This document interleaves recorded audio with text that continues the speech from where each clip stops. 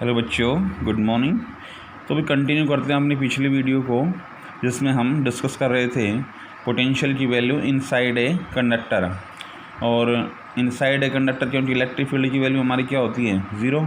उसके बेस पर electric field और पोटेंशियल के बीच में एक रिलेशनशिप आया था पीछे, जिसमें E = -dV/dr हम लेकर चलते थे। तो उसके बेस पर dV/dr भी जीरो के इक्वल हो गया। dV/dr जीरो के इक्वल होते ही dV की वैल्यू क्या हो गई, जीरो। क्रॉस मल्टीप्लिकेशन से वो जीरो के इक्वल आ जाएगी। तो यहाँ से क्या कंक्लूजन निकला, V की वैल्यू यहाँ से क्या आ गई भाई, कांस्टेंट आ गई। ये तो होगी इनसाइड द कंडक्टर की बात। अगर ऑन द सरफेस बात करते हैं तो अब electric field lines positive charge से आउटवर्ड डायरेक्शन में जाती हैं, और यहाँ पर इलेक्ट्रिक फील्ड जो है वो यहाँ पर इस सरफेस के क्या है, परपेंडिकुलर डायरेक्शन में लाई कर रहा है। परपेंडिकुलर डायरेक्शन में लाई कर रहा है, तो इसके बेस पर इनके सरफेस और इलेक्ट्रिक फील्ड के बीच में जो एंगल हो जाएगा वो कितना हो जाएगा, 90 डिग्री। अब मान लीजिए किसी चार्ज को आप मूव करवाना चाहते हैं एक पॉइंट से दूसरे पॉइंट के बीच में, और वो डिस्टेंस कितनी दे रखी हो, dl दे रखी हो। dl डिस्टेंस तक किसी चार्ज को मूव करवाया जाए तो कितना वहाँ पर वर्क परफॉर्म होगा, ये चीज़ अगर वहाँ पर ली जाती है तो वो वर्क आप इजीली निकाल सकते हैं। वो किसके इक्वल हो जाएगा, it will be equal to EDL cos theta, और EDL कोस थीटा में थीटा 90 होने के कारण वहाँ से वर्क डन क्या आ गया, जीरो। वर्क डन जीरो आ गया। तो अब देखिए वर्क डन और पोटेंशियल के बीच में आपने रिलेशनशिप पढ़ा है, W/Q किसके इक्वल है, dV के इक्वल। तो यहाँ से वर्क डन जब जीरो आ गया तो dV की वैल्यू भी जीरो, और dV की वैल्यू जीरो, तो V यहाँ से क्या आ जाएगा भाई, कांस्टेंट आ जाएगा। तो यहाँ से क्या कंक्लूजन निकला कि इन कंडक्टर की इनसाइड बात करें या ऑन द सरफेस बात करें, तो वहाँ पर पोटेंशियल की वैल्यू क्या रहेगी भाई, कांस्टेंट रहेगी। इसके बाद बात करते हैं भाई इलेक्ट्रिक फील्ड। अब इनसाइड द कंडक्टर तो उसकी वैल्यू क्या आ गई थी भाई, जीरो। सरफेस के ऊपर किसी कंडक्टर के सरफेस के ऊपर कितना इलेक्ट्रिक फील्ड लाई करता है, उस चीज़ का अगर आप रिजल्ट निकालना चाहते हैं तो उसके लिए एक इमेजिनरी सिलेंडर यहाँ पर हम लेकर चलेंगे, जो कि पार्टली तो इनसाइड द कंडक्टर है और पार्टली आउटसाइड द कंडक्टर है। अब इसका जो सर्कुलर पोर्शन है सिलेंडर का, वो सरफेस एरिया यहाँ पर रिप्रेजेंट करेगा, और उसका नॉर्मल कंपोनेंट इसके परपेंडिकुलर डायरेक्शन में आ जाएगा। इसी तरह से इलेक्ट्रिक फील्ड की डायरेक्शन भी, अगर चार्ज हम सरफेस पर लेकर चलें तो आउटवर्ड डायरेक्शन में आ जाएगी। तो भाई दोनों इलेक्ट्रिक फील्ड भी और सरफेस एरिया का नॉर्मल कंपोनेंट भी दोनों एक ही डायरेक्शन में लाई कर रहे हैं, तो उनके बीच में एंगल कितना हो जाएगा, जीरो। एंगल जीरो हो जाएगा। तो गॉस थ्योरम आपने पढ़ी है, उसके बेस पर EDS कोस थीटा, थीटा यहाँ पर जीरो होने का कोस जीरो की वैल्यू 1, तो क्या बच जाएगा भाई, EDS, और वो किसके इक्वल होता है, क्या हुआ, upon epsilon not from Gauss theorem. उसके बेस पर देखिए भाई, अब एक फिजिकल क्वांटिटी आपने पढ़ी थी, तीन टाइप की चार्ज डेंसिटी हमने पढ़ी थी, एक linear charge density, surface charge density, और तीसरी थी वॉल्यूम चार्ज डेंसिटी। यहाँ पर सरफेस चार्ज डेंसिटी को हम यहाँ से सिग्मा से रिप्रेजेंट करवा रहे हैं, चार्ज अपॉन सरफेस एरिया। तो उसके बेस पर देखिए भाई, यहाँ से Q का रिजल्ट आप इजीली निकाल सकते हैं, दोनों की क्रॉस मल्टीप्लिकेशन से सिग्मा ds आ जाएगा। ये चार्ज की वैल्यू आप कहाँ पर रख देंगे, राइट साइड में। राइट साइड में Q की जगह पर ये वैल्यू रख देंगे, तो देखिए EDS किसके इक्वल आ गया, sigma ds upon epsilon not. अब ds से ds कैंसिल आउट, और E की वैल्यू हमारे पास इसके इक्वल आ जाएगी, सिग्मा अपॉन एप्सिलॉन नॉट। तो ये कुछ प्रॉपर्टीज़ थी भाई कंडक्टर से रिलेटेड। इसके बाद नेक्स्ट टॉपिक हम यहाँ पर लेकर चलते हैं भाई, कौन सा, electrostatic shielding. Electrostatic shielding.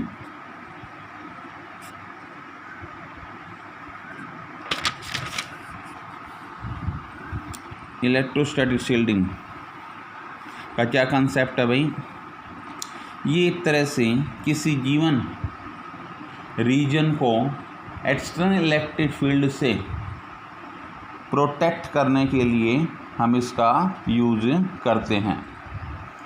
External electric field से किसी रीजन को कैसे प्रोटेक्ट करेंगे भाई? मान लीजिए बहुत तेज़ तूफ़ान चल रहा है और बिजली चमक रही है, तो उससे बचने के लिए आप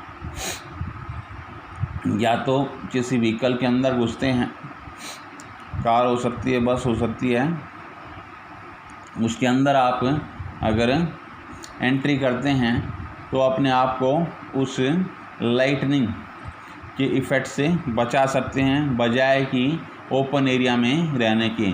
उसके पीछे रीज़न क्या होता है कि जो बस है या जो कार है वो क्या है, एक होलो कंडक्टर का काम करते हैं, एक कैविटी का काम करते हैं, और कैविटी के अंदर एक कंडक्टर के इनसाइड आपको अभी प्रॉपर्टी समझाई थी, उसके अंदर इलेक्ट्रिक फील्ड की वैल्यू क्या होती है? 0 होती है। तो वो जो एक्सटर्नल इलेक्ट्रिक फील्ड जनरेट हो रहा था किसके कारण? लाइटनिंग के कारण, वो उसका इफ़ेक्ट जो है इनसाइड कंडक्टर जो है वो अप्लाई नहीं होगा, और इस तरह से आप उस बिजली के इफ़ेक्ट से अपने आप को प्रोटेक्ट कर सकते हैं। तो ये था भाई इलेक्ट्रोस्टैटिक शील्डिंग का कंसेप्ट। इसके बाद बढ़ते हैं हम अपने अगले कंसेप्ट की तरफ, जो कि हमारा चैप्टर है क्या? Electrical capacitance. तो इलेक्ट्रिक कैपेसिटेंस का कंसेप्ट किस तरह से समझा जा सकता है?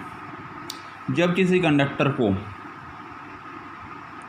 हम चार्ज सप्लाई करते हैं तो ये पाया गया कि उसकी पोटेंशियल की वैल्यू क्या हो जाती है? इंक्रीज हो जाती है। जिस हिसाब से हम चार्ज सप्लाई करते हैं उसी हिसाब से उसका पोटेंशियल क्या हो जाता है? इंक्रीज हो जाता है। मीन्स यहाँ से दो फिज़िकल क्वांटिटी के बीच में रिलेशनशिप आया, इलेक्ट्रिक कैपेसिटेंस का कंसेप्ट देखिए भाई। यहाँ से दो फिज़िकल क्वांटिटी के बीच में रिलेशनशिप आया, Q is directly proportional to V। किसी कंडक्टर को जब हम चार्ज सप्लाई कर रहे हैं तो उसका पोटेंशियल भी क्या हो रहा है? इंक्रीज हो रहा है। चार्ज इंक्रीज होने के साथ पोटेंशियल क्या हो रहा है? इंक्रीज हो रहा है। मीन्स दोनों फिजिकल क्वांटिटी एक दूसरे की कौन सी प्रोपोर्शनल में लाई कर रही हैं भाई? डायरेक्टली प्रोपोर्शनल में। तो यहाँ से Q किसके इक्वल आ जाएगा? CV। इस प्रोपोर्शनलिटी साइन को हटाएंगे तो एक कांस्टेंट यहाँ पर C आ जाएगा, और ये जो कांस्टेंट C है that is capacitance of the conductor. तो यहाँ से C को आप रिप्रेजेंट कर सकते हैं Q/V के रूप में। C किसके इक्वल आ गया? Q/V। तो कैपेसिटेंस उस चार्ज की वैल्यू है जिसको हम सप्लाई कर रहे हैं किसी कंडक्टर को, और उसकी सप्लाई के कारण अगर वहाँ पर 1 वोल्ट का पोटेंशियल डिफरेंस या 1 वोल्ट से उसका पोटेंशियल क्या हो जाता है? इंक्रीज हो जाता है, तो जो चार्ज हमने सप्लाई किया है वो उसका क्या होगा? कैपेसिटेंस होगा। कैपेसिटेंस की यूनिट की अगर बात करते हैं तो कैपेसिटेंस की यूनिट हमारे पास क्या रहेगी? फेरेड। तो 1 फेरेड किसके इक्वल होगा? कूलम। इसकी चार्ज की यूनिट आप जानते हैं कूलम, और पोटेंशियल डिफरेंस की यूनिट आप जानते हैं वोल्ट। तो किसी भी कंडक्टर का कैपेसिटेंस 1 फेरेड होगा कब? जब उसको 1 कूलम का चार्ज सप्लाई किया जाए और उसके कारण उस कंडक्टर के पोटेंशियल की वैल्यू अगर 1 वोल्ट से इंक्रीज हो जाए। जब किसी कंडक्टर को 1 कूलम का चार्ज सप्लाई किया जाए और उसके कारण उस कंडक्टर के पोटेंशियल की वैल्यू 1 वोल्ट से इंक्रीज हो जाए, तो उस कंडक्टर का कैपेसिटेंस कितना होगा भाई? 1 फेरेड होगा। तो भाई 1 फेरेड इसकी कैपेसिटेंस की यूनिट के बाद यहाँ पर हम लेकर चलते हैं capacitance of A spherical conductor. Capacitance of A spherical conductor. एक स्फेरिकल कंडक्टर की कैपेसिटेंस की वैल्यू आप किस तरह से फाइंड आउट कर सकते हैं। ये मान लीजिए कोई स्फेरिकल कंडक्टर दे रखा है और इसके सरफेस के ऊपर चार्ज डिस्ट्रीब्यूट कर रखा है।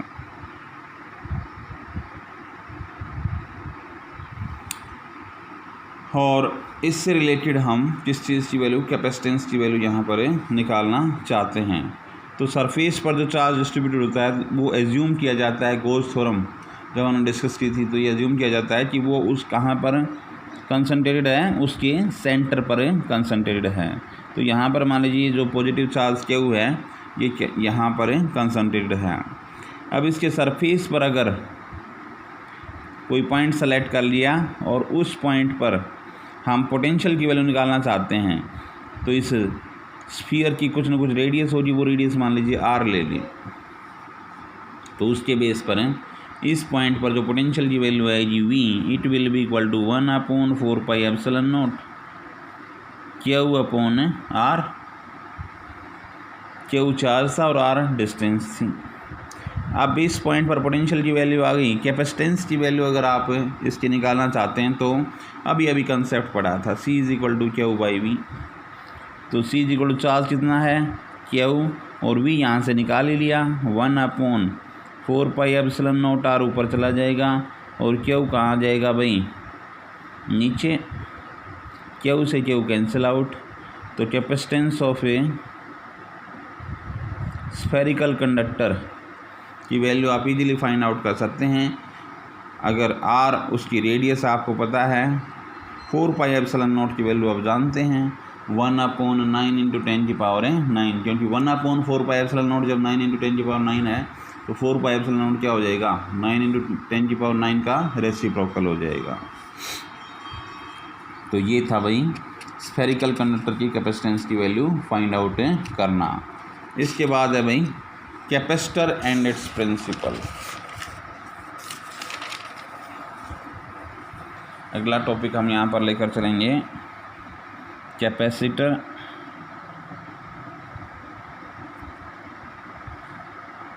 And it's principal.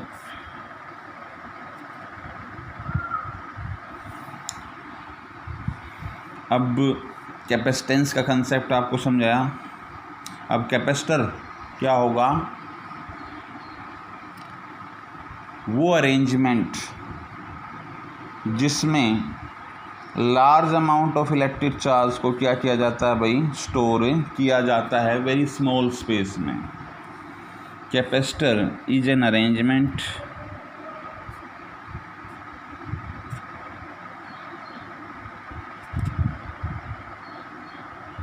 of storing large amount of electric charge in a very small space.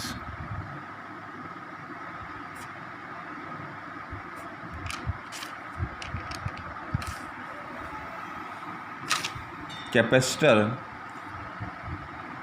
Large amount of electric charge को स्टोर करने की वो अरेंजमेंट होती है जो कि वेरी स्मॉल स्पेस में उसको स्टोर किया जाता है।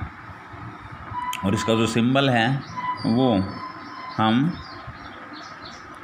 दो इक्वल लेंथ की दो लाइनों से रिप्रेजेंट करेंगे, जिसके दो टर्मिनल यहाँ पर हम लेकर चलेंगे। अब देखिए भाई, ये तो कैपेसिटर की बात होगी। इसके प्रिंसिपल की बात करते हैं तो क्या कहता है, इसका प्रिंसिपल का कंसेप्ट समझने के लिए पहले थोड़ी सी उसकी थ्योरी हम यहाँ पर स्टडी करेंगे। मान लीजिए दो इंसुलेटेड मेटल प्लेट हम लेकर चलते हैं।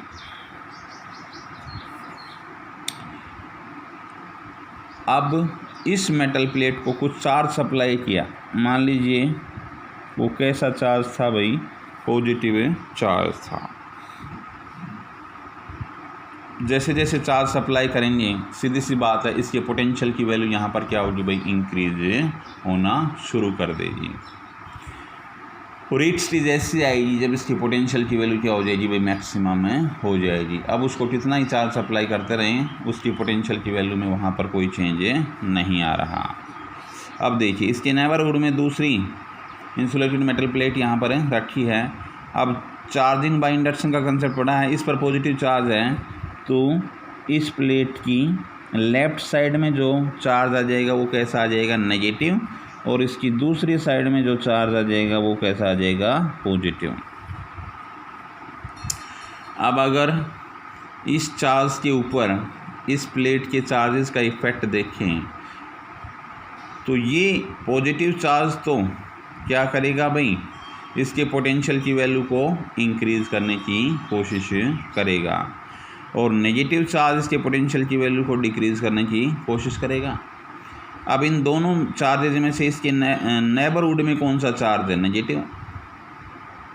नेगेटिव चार्ज इसके नेबरहुड में है, इसलिए इसका इफ़ेक्ट ज़्यादा हुआ, इसीलिए टाइम टू टाइम वहाँ पर इसकी पोटेंशियल की वैल्यू क्या होती चली जाएगी भाई, डिक्रीज़।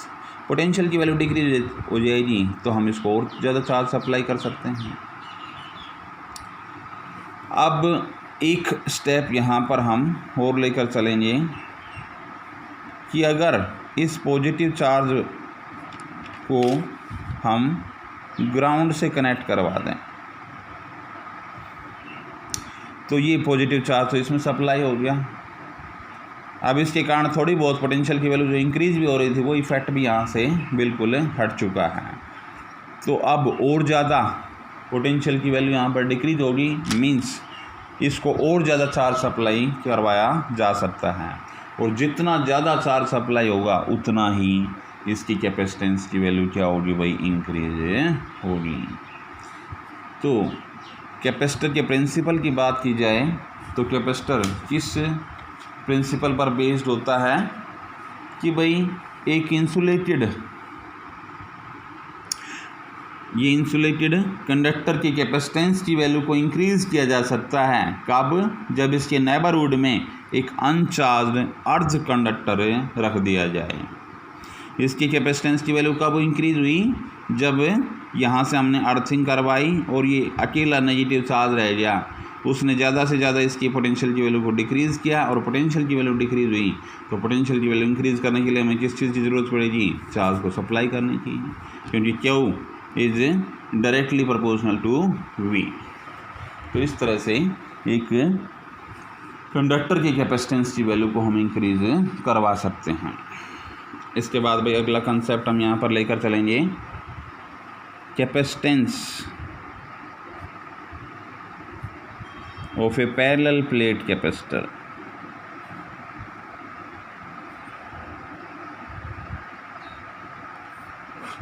एक पैरेलल प्लेट कैपेसिटर की कैपेसिटेंस की वैल्यू।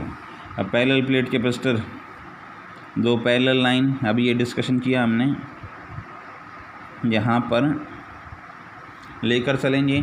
मान लीजिए एक प्लेट पर पॉजिटिव चार्ज है और दूसरी प्लेट पर कैसा चार्ज है भाई, नेगेटिव चार्ज है। तो कुछ ना कुछ सरफेस चार्ज डेंसिटी इसकी लाइक रही है, इसकी सरफेस चार्ज डेंसिटी मान लीजिए सिग्मा ले ली, इसकी सरफेस चार्ज डेंसिटी उसके अकॉर्डिंग माइनस सिग्मा हो जाएगी।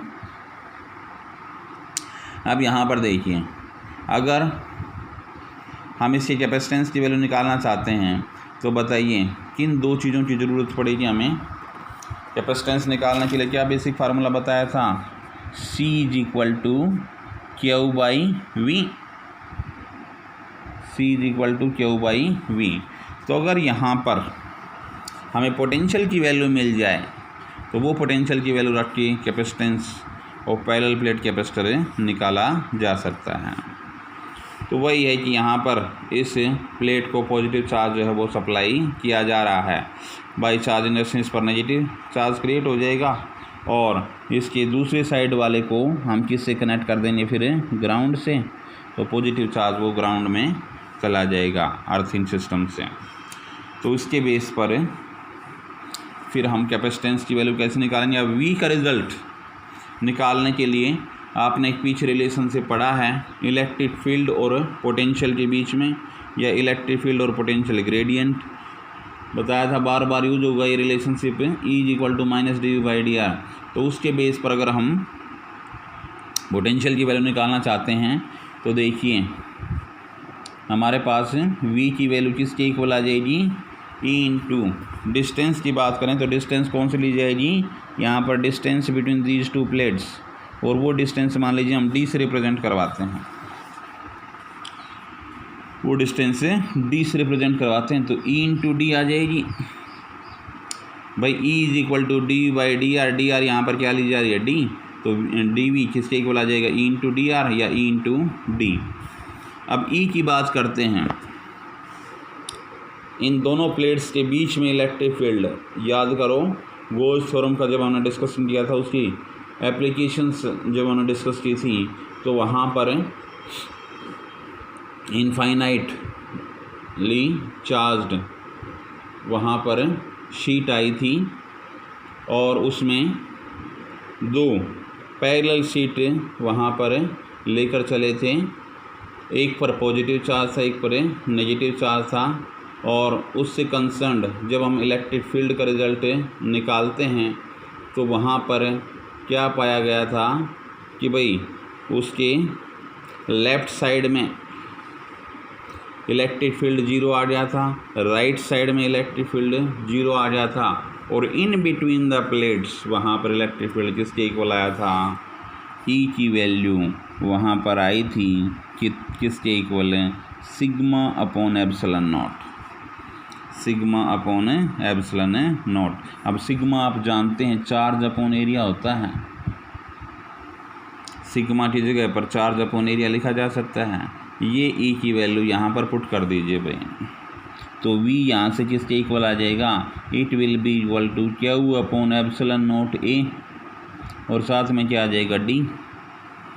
तो यहाँ से जब v की वैल्यू आपके पास आ गई तो ये v की वैल्यू इसमें पुट कर दो, तो c की वैल्यू आ जाएगी क्यू अपॉन क्यू डी, और एप्सिलॉन नॉट ए ऊपर चला जाएगा, क्यू से क्यू कैंसिल, कैपेसिटेंस की वैल्यू एप्सिलॉन नॉट ए अपॉन डी के इक्वल आ जाएगी। तो पैरेलल प्लेट कैपेसिटर की कैपेसिटेंस की वैल्यू आप याद रखेंगे किसके इक्वल होगी, it will B epsilon naught A upon D. इसके बाद भाई बात करते हैं हम किस चीज़ की, ग्रुपिंग ऑफ कैपेसिटर,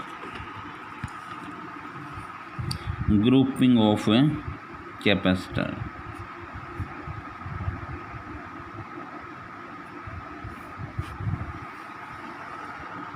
कैपेसिटर्स की ग्रुपिंग से क्या मतलब है, जैसे हम रसिस्टर्स की ग्रुपिंग करते हैं, resistors in series, resistor in parallel, ऐसे ही कैपेसिटर्स को भी हम सीरीज और पैरेलल कॉम्बिनेशन का कंसेप्ट यहाँ पर डिस्कस करेंगे। तो कैपेसिटर्स, कई कैपेसिटर जो हैं वो कनेक्ट करवा रखे हों,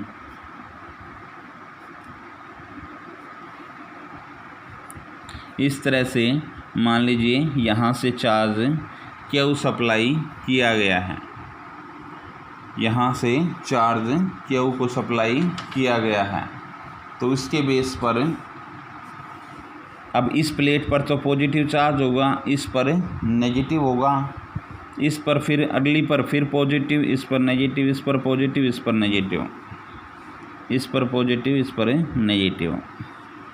मान लीजिए 4 कैपेसिटर ये यहाँ पर कनेक्ट करवा रखे हैं। अब इस साइड अंदर तो नेगेटिव होगा और बाहर वाले को हम किससे कनेक्ट करवा देंगे भाई, वही ग्राउंड से, ठीक है। तो अब यहाँ पर देखिए,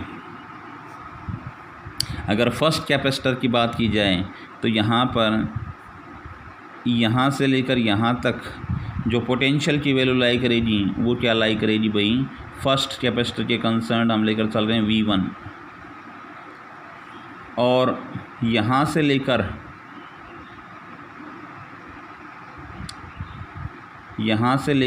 यहाँ तक ये जो हमारे पास पोटेंशियल की वैल्यू लाई करेगी कहाँ से, ये वैल्यू कितने लाई करेगी भाई, V2। इसी तरह से ये आ जाएगी भाई आपकी V3, और भाई जो अगला हमारे पास कैपेसिटर होगा, इसकी पोटेंशियल की वैल्यू हमारी कितनी आ जाएगी, V4। अब अगर इस सारे कम्बिनेशन के पोटेंशियल की अगर बात करते हैं तो वो सारा कंबाइंड पोटेंशियल अगर हम यहाँ पर V लेकर चल रहे हैं तो देखिए V को रिप्रेजेंट किया जा सकता है V1 + V2 + V3 + V4, जहाँ पर नेट पोटेंशियल इस कम्बिनेशन से जिसके इक्वल आ गया V1 + V2 + V3 + V4। अब आपने एक रिलेशनशिप कैपेसिटेंस का कंसेप्ट पढ़ा है, C = Q/V। यहाँ से V का रिजल्ट निकालना चाहें तो C इधर आके डिवीजन में आ जाएगा, V किसके इक्वल आ जाएगा, Q/C। अब ये नेट पोटेंशियल यहाँ पर अगर हम V से रिप्रेजेंट करवा रहे हैं और C जो यहाँ पर लिया जा रहा है वो है कैपेसिटेंस इन सीरीज़ कम्बिनेशन यहाँ पर हम ये लेकर चल रहे हैं, जिसमें हर एक कैपेसिटर के चार्ज की वैल्यू तो सेम रहेगी, क्यों ही इस कैपेसिटर पर चार्ज होगा, क्यों ही इस पर होगा, क्यों ही इस पर होगा, क्यों ही इस पर होगा, लेकिन हर एक कैपेसिटर के अक्रॉस किस चीज़ की वैल्यू में चेंज आ जाएगा, यहाँ पर पोटेंशियल की वैल्यू में चेंज आ जाएगा। तो भाई यहाँ पर Q/CS, अब इस फार्मूले के बेस पर V1 V2 V3 V4 भी निकाल सकते हैं। तो Q/CS किसके इक्वल आ जाएगा, यहाँ से V1 आ जाएगा Q/C1। अगर इन कैपेसिटर्स को हम C1 C2 C3 C4 से रिप्रेजेंट करवा रहे हैं तो इसके बेस पर पोटेंशियल की वैल्यू इस कंसेप्ट से V = Q/C के कंसेप्ट से निकालेंगे तो Q/C2 Q/C3 Q/C4। अब इनमें देखिए दोनों साइड में Q कॉमन आ रहा है, Q से Q कैंसिल आउट और 1/CS किससे इक्वल आएगा, 1/C1 + 1/C2 + 1/C3 + 1/C4। तो ये रिक्वायर्ड रिजल्ट आ गया भाई, जब कैपेसिटर्स को हम कौन से कॉम्बिनेशन में लेकर चलते हैं, सीरीज़ में लेकर चलते हैं। एक दूसरा कॉम्बिनेशन यहाँ पर हम लेकर चलेंगे when capacitors are connected in parallel. तो उसमें किस तरह से सीक्वेंस रहेगी भाई, ये मान लीजिए कैपेसिटर है,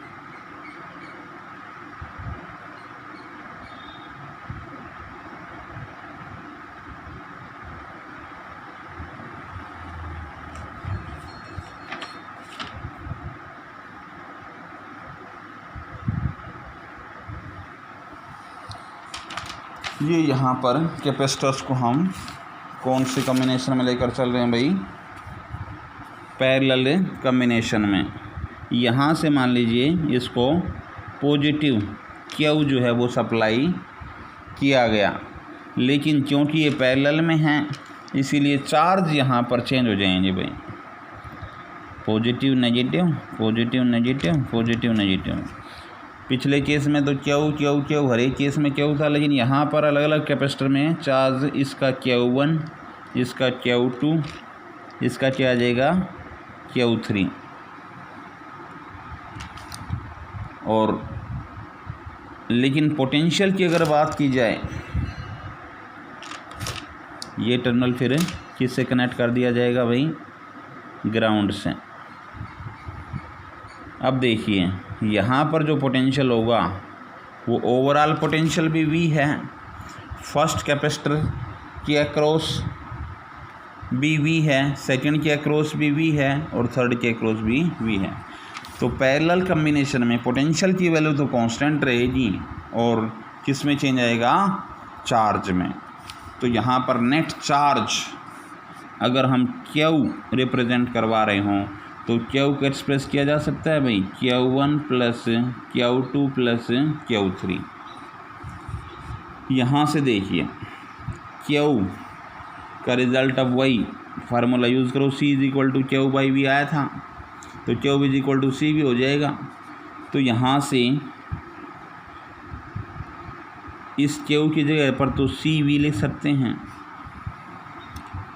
और भाई सी के साथ सी पी यूज़ करेंगे, कैपेसिटर्स इन पैरेलल कॉम्बिनेशन। तो सी पी वी किसके इक्वल आ जाएगा, C one V plus C two V plus C three V. अब देखिए दोनों साइड में वी जो है वो कॉमन आ रहा है, तो वी से वी कैंसिल आउट, और सी पी हमारे पास आ जाएगा C one plus C two plus C three.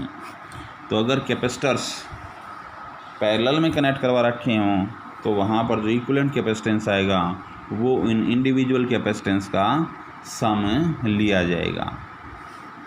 तो ये था भाई हमारे पास जिस चीज़ की ग्रुपिंग ऑफ कैपेसिटर्स, जिसमें दो कॉम्बिनेशन हमने यहाँ पर स्टडी किए, one was series combination and another was parallel combination.